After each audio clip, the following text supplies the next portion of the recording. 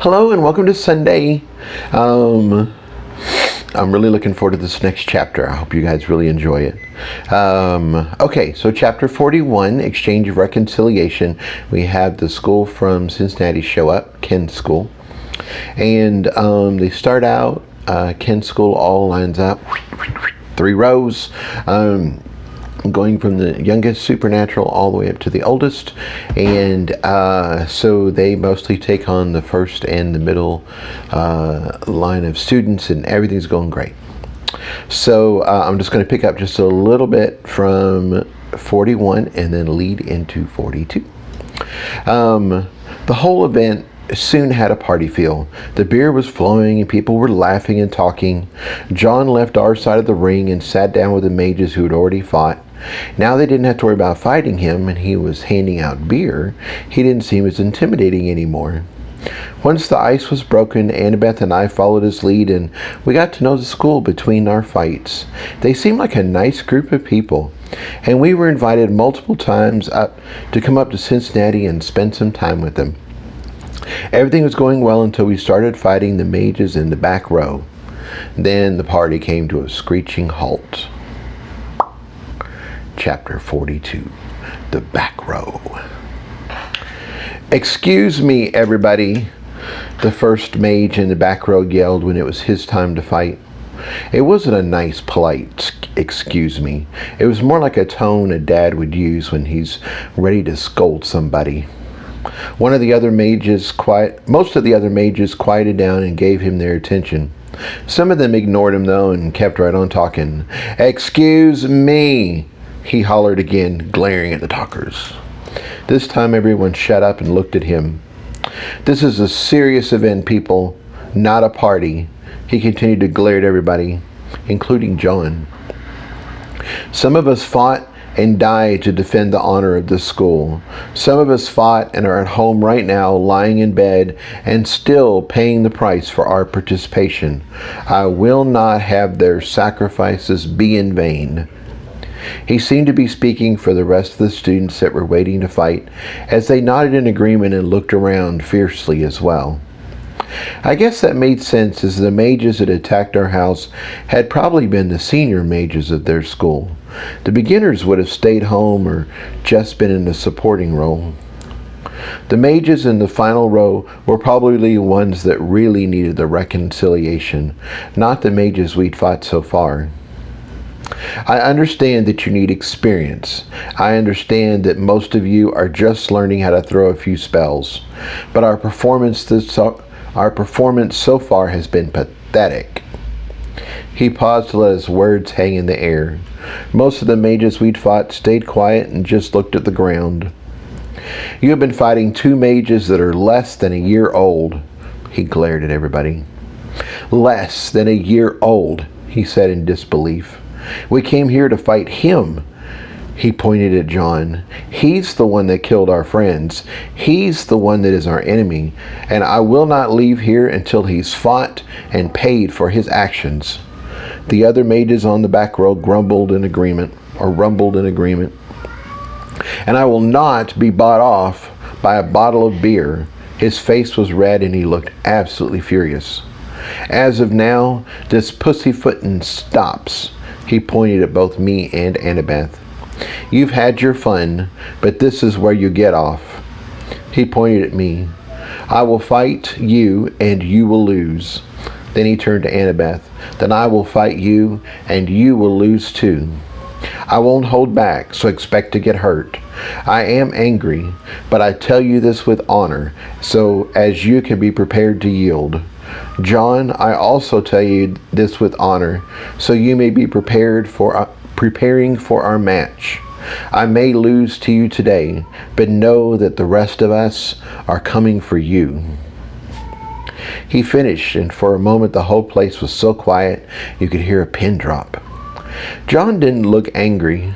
Instead, he seemed serious and a little sad. I was fighting next, so I jumped into the silence. "Thank you for your warning, sir," I told him. I called him sir because I couldn't remember his name. "Your honor is intact. I will treat you as a true opponent, and I will come for you with everything I have as well." I looked at the rest of the mages on the back row and addressed them. Does this mage speak for the rest of you? Are you now going to fight your hardest to beat us? It's been a shit show up till now, one of the other mages said. We've had more flirting and drinking than fighting, but playtime is over. The other mages in the back row indicated agreement. Jason, you've done well for yourself and your school should be proud of you. However, we are getting serious now and you are out of your league. The other mage was still talking. Annabeth, you have also done well for yourself. You are a woman and a grandmother, so under normal conditions I would never lay a finger on you. However, at this level of competition, the women are treated the same as the men. So this cute act you have going on will not work for you anymore. I also thank you for your warnings, Annabeth replied firmly. I hear you loud and clear. Playtime is over. From now on, I will treat you all as hostile opponents and take you down fast and hard. That got a reaction. The thought of little Annabeth taking them down fast and hard must have seemed ludicrous to them. Most of them laughed and exchanged incredulous looks. I thought Annabeth might be upset, but she just smiled sweetly and turned to John. John, it looks like they're here to fight you. Do you want us to yield so that you can fight? It's only fair that you have some fun too. She said it loud enough so that everybody in the room could hear. Annabeth, you are so thoughtful, John said loudly, playing right along. I appreciate the opportunity, but my beer is cold and I'm enjoying my time with my new friends. Why don't you and Jason take these guys out and we'll all cheer you on. I really did appreciate the mage spouting off a bit. If I'd been treating this like a fun game and he'd come at me seriously, I might have gotten hurt. Since he'd given me warning, though, it was time to bring out my battle creations. I started with my flashers.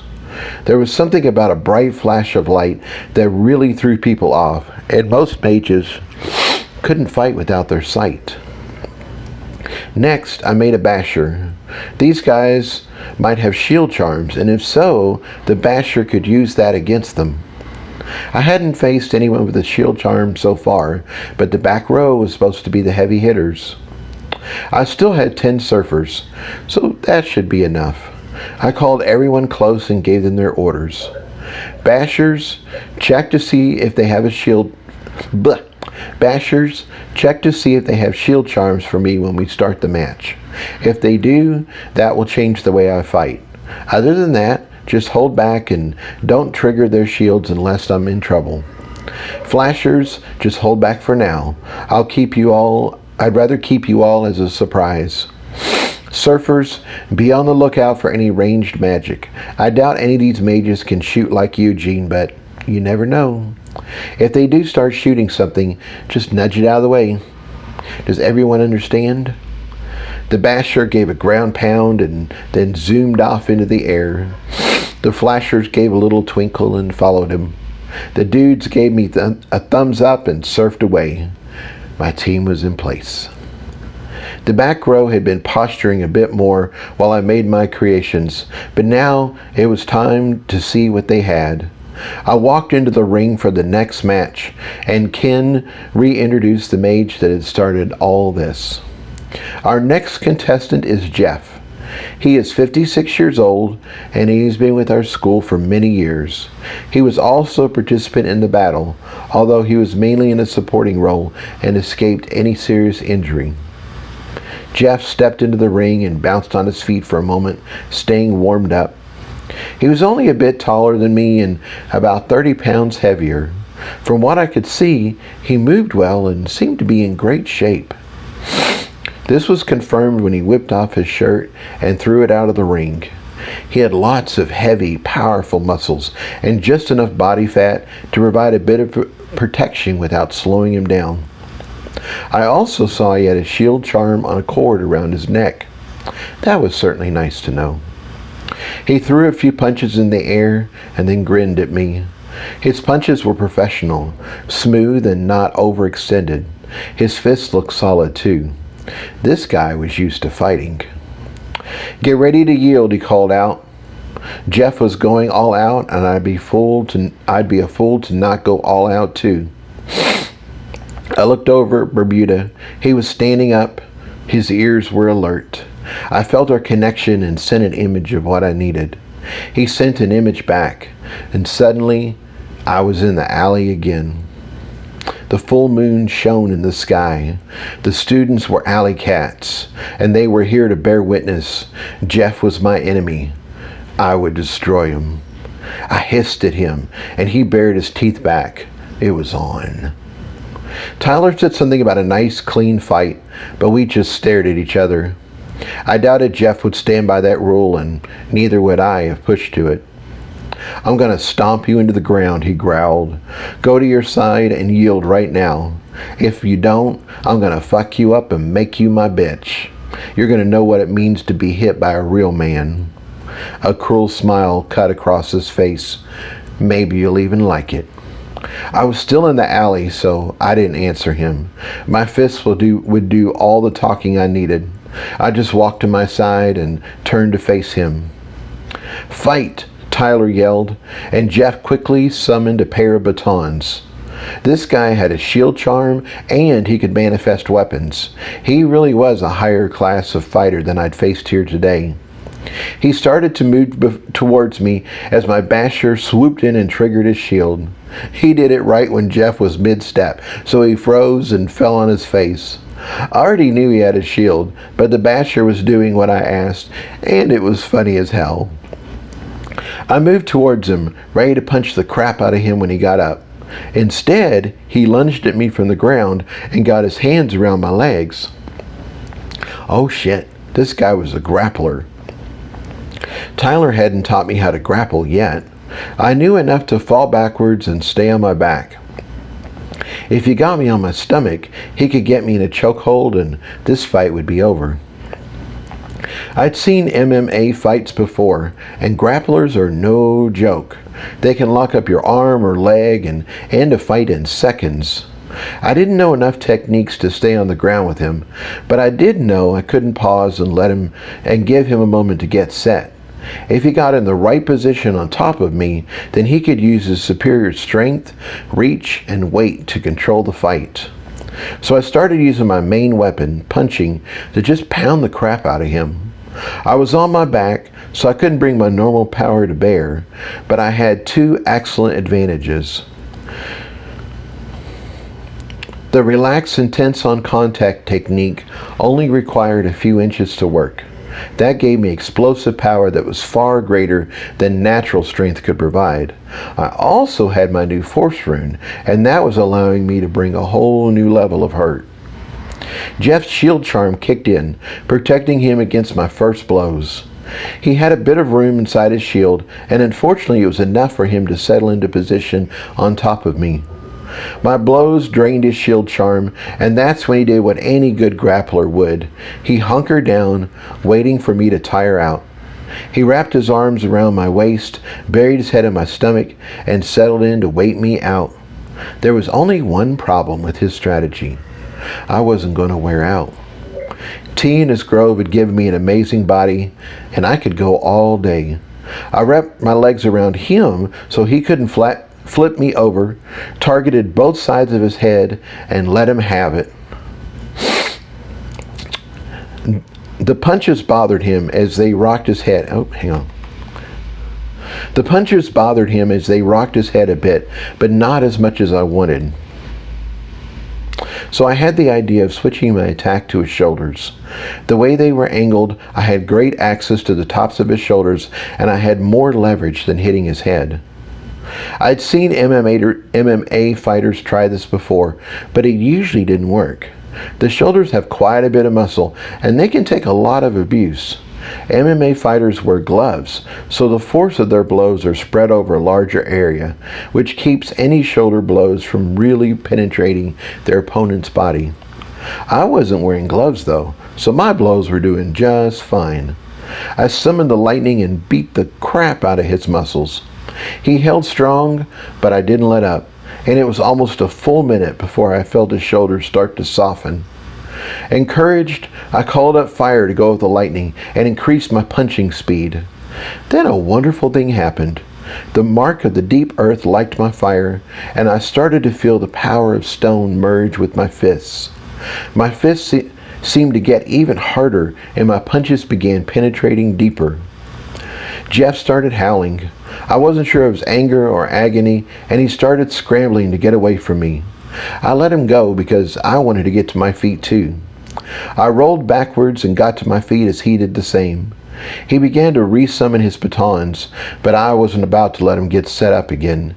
He pissed me off, talked down to Annabeth, and he tried to take me on the ground. He needed to go down. He needed to go down now. I pigeon-stepped towards him, closing in on the angles, and he was so focused on forming his batons, he didn't keep me in front of him like he should have. I hit him from the side, and he had no defense. My fists danced up and down his ribs, tearing him up and making sure he wouldn't be a threat to me or Annabeth for a long time. Then I clocked him on the side of his head and knocked him out on his feet. "Yield!" Ken cried as I stepped back and let Jeff fall to the ground. Ken ran to help Jeff as I stepped to their side of the ring and stared at the mages I still had left to fight. I felt the chill of the alley, the call of the full moon. It was kill or be killed, the law of any jungle. My claws would shred their flesh. My teeth would taste their blood. I would leave them broken, and the rest would bear witness. Bermuda felt my power, my passion, and he screamed. It was loud, vicious, and said exactly what I wanted to say. They would have their reconciliation, and I'd take the price out in their flesh. The back row mages flinched, and suddenly nobody wanted to meet my eyes. I hissed and turned away, only to find Ken kneeling over Jeff's unconscious form. He glared at me accusingly, and I stepped towards him. Screw the format. I'd shred him right now. Bermuda screamed again, and my face must have conveyed what I was capable of right then as Ken pulled back. Then Tyler was there, standing between us, soothing hand on my arm, murmuring soft words of calm and comfort, gently leading me to my side of the ring. I took a deep breath, closed my eyes, and let it out. I was not in the alley. Deep breath. I was not fighting for my life. Deep breath. I was not fighting Eugene. I was not going to be maimed or killed. I was not fighting for the survival of my house. Deep breath. Tyler was here. Sandy was here. This was an exchange of reconciliation. I was okay. I opened my eyes and I was back again. I nodded to Tyler to let him know that I was okay now. Then I walked out of the ring and sat beside Bermuda. He was arched up, fuzzed up, and still growling. Mr. Tubbles was right beside Bermuda, and he was spitting mad too. His one good eye glared at the other mages, and the fur he had still bristled with indignation. I leaned over and rubbed them both until they calmed down a bit. Ken recruited a few of the students from his school to drag Jeff out of the ring, and one of them started working on healing him. Sandy had a quick conversation with Ken, then she pulled out her new revamped healing charm and gave Jeff a few healing passes of her own. I just settled into a calmer space and let it all happen. I didn't want to completely unwind as I still had several more fights to go. My crew let me have a bit of alone time, which was exactly what I needed. Once everything got sorted out, Annabeth was up next. "Paul is next," Ken said as the next mage in line stepped into the ring. He's 61 years old and is working the way up the tournament ladder at the moment. He's been with one school before mine, and he provides a well-rounded perspective. Paul bowed to Annabeth and then gave her a serious look. "I know what just happened, but I'm prepared to fight to the best of my ability, and I expect to beat you. If you get hurt, that is on you. Be prepared to yield." Annabeth just bowed back, and when the match started, she set him on fire.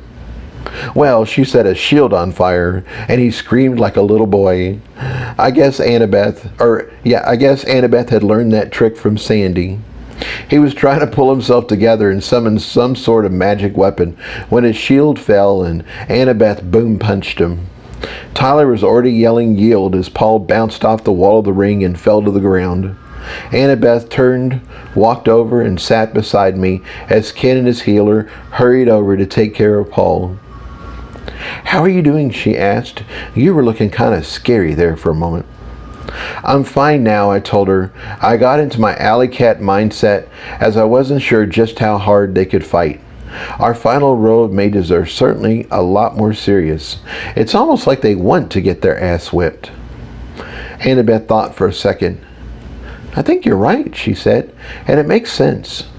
If their friends fought against a powerful opponent and lost, that seems worthy. If they just got unlucky, though, and died or got hurt fighting a crappy school, that would really suck. It would be like a regular high school facing the worst team in basketball and losing. I guess in a way, they are here to see just how powerful we are. They want us to give it all we have and prove their school didn't lose to a loser." She reached over and held my hand in support. I squeezed her hand and she squeezed me back. We sat together for a moment, finding comfort in each other and watching as Sandy added her healing to help Paul. "You know, I just realized that all the mages in the back row are guys," I said. "Do they not have any female older mages?" Annabeth snorted. "I'm sure they do, but they probably have a lot more sense than to come all the way out here and fight for reconciliation. I'll bet that the women are back in Cincinnati making sure the school doesn't collapse in their absence."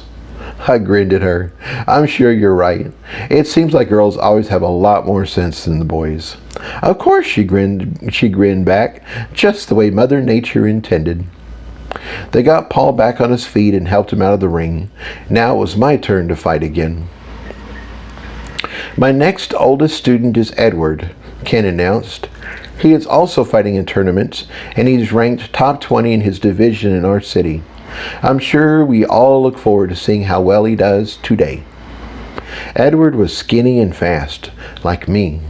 He had a shield charm and his choice of weapon was an axe. I thought that was an excellent choice, as it could be used defensively by blocking or hooking a weapon, or offensively with its bladed edge, or even bluntly like a baton. The axe itself had a reasonable amount of detail, and he was able to stuff it full of power. I liked his weapon, but what really impressed me was his ranged ability. He shot little force bolts that were the size of marbles. Those little suckers traveled fast, and without Red and the Hex network, I would have had a serious bruise.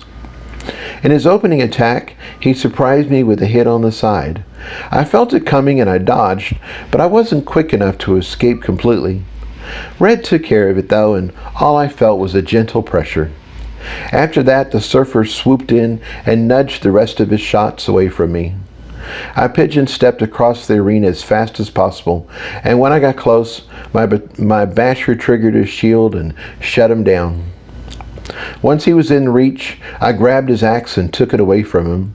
He looked shocked, but he quickly summoned another, and I took that away too. Then his shield charm ran out of power, and he could move again. Eugene tried to fight hand-to-hand with me, but I was faster, stronger, and I had force runes powering my punches. Plus, he didn't know anything about relax and tense on contact, so his blows didn't have any explosive power behind them. I landed a few punches and quickly shut him down. Afterwards, I went back to my spot on my side of the ring and made sure Annabeth was ready to fight next, while I snuggled Bermuda and Mr. Tubbles. Between Sandy, Ken, and the healer from their school, they got Edward mostly patched up and out of the ring again.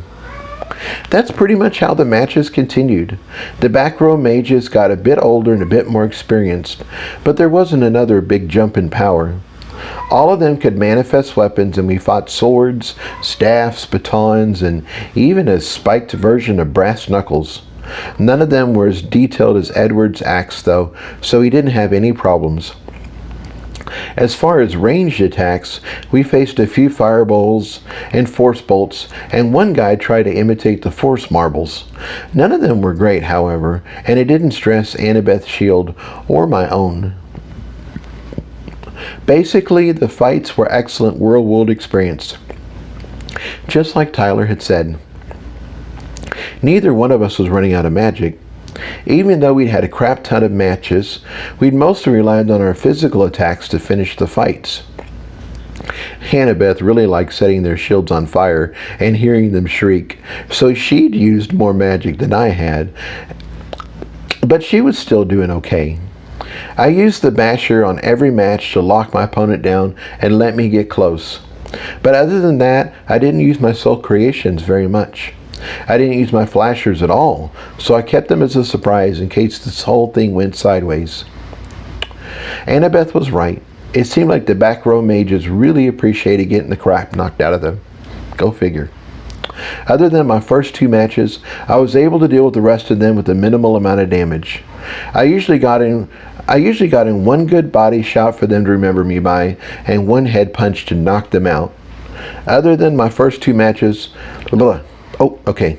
John stayed on the other side and continued to be our diplomatic ambassador to the rest of the school. He did a fantastic job and kept any bad feelings from developing. It seemed like he'd managed to convince everyone that these senior mages were getting exactly what they'd asked for and just what they needed. The best thing the younger mages could do was to cheer for the contestants when they stepped into the ring and have a toast to their health when they got dragged out. Annabeth finished the last mage on the last row, and it was a bit anticlimactic. He didn't even put up a good fight. Other students were finished. Once the students were finished, it was time for the teachers to fight, which meant we were going to see Ken take on Sandy.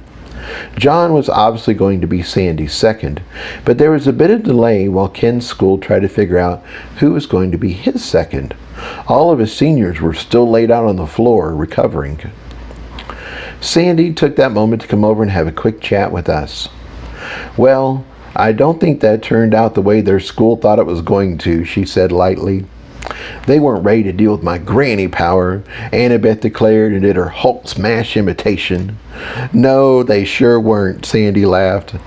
"Tyler's theory of mixing mage powers with natural training has certainly proven itself today.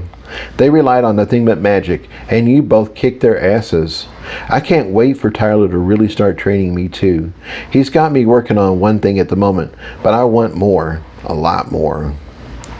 "So how are you going to handle Ken?" I asked. "It's probably not a good idea to roast him over lava like you did with Victor."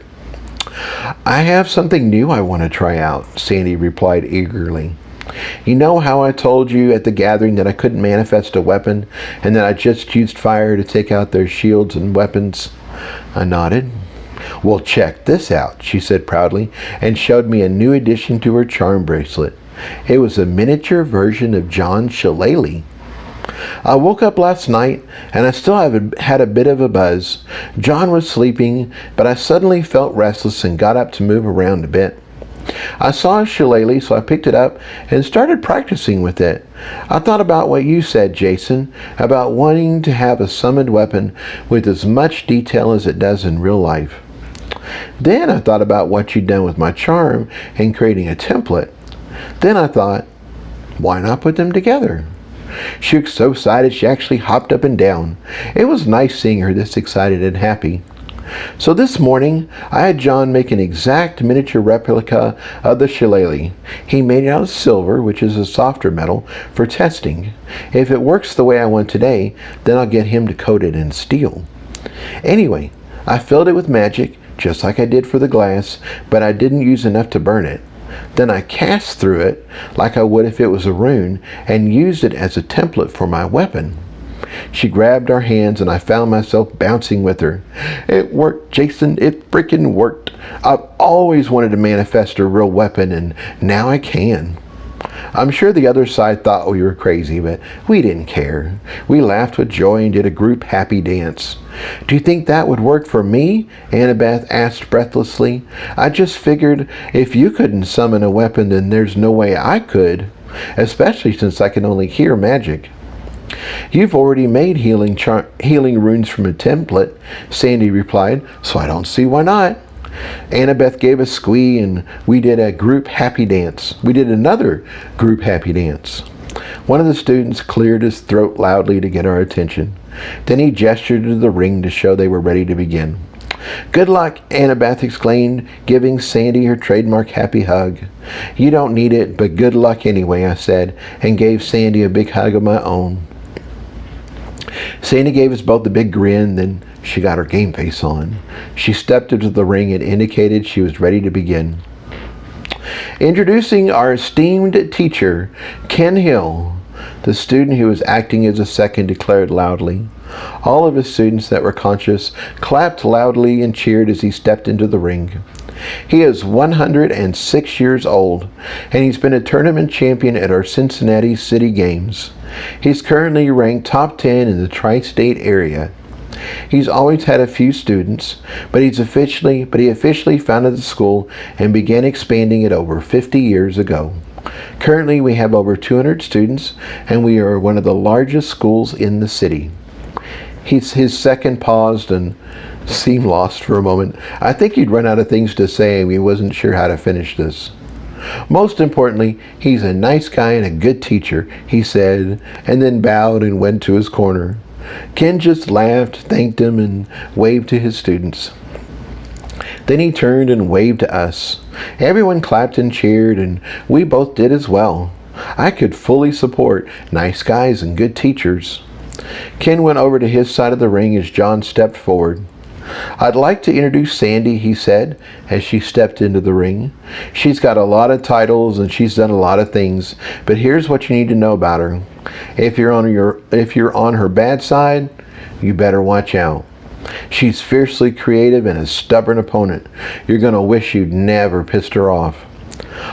If you're on her good side, though, you'll never have a more loyal, more supportive, and loving friend. She will move mountains to make sure you are okay, and creation itself bends to her will. On top of that, she's as beautiful as the morning sunrise. She cooks with enough passion to keep even a big guy like me happy. She's got a laugh that makes you smile, and she's warm like the earth herself. She is the captain of our house, and we couldn't ask for a better person. He paused, gazing at her with pure love and adoration. Sandy was giving him all that love right back. Then their look got a little steamy, and I thought we might have to clear the room. John recovered though, and quickly finished his introduction. Anyway, I bid you welcome Lady Kick-Ass herself, Sandy Felton. It wasn't the best speech, but it was the most real, and everybody cheered and clapped. Sandy gave their side a wave and a bow. We got a wave too, but she also added a wink. Sandy was clearly very excited about her match. Tyler brought them to the center and gave them his short talk about having a good fight. Then he sent them back to their sides. The room got quiet. This was it. This was the big matchup. If Ken won this fight, he'd show his school was something to be reckoned with. If Sandy pulled out all the stops and barbecued him, it would look like House Louisville was the bully of the area. Sandy needed to either win in a traditional way or find a way to lose gracefully. Fight, Tyler announced and stepped back. The match was on. All right, and that's it for this week. Next week we'll finish up the Louisville school and actually the day, and yeah, very exciting. So I hope you guys have a wonderful Halloween, and I will see you and continue next week. Take care.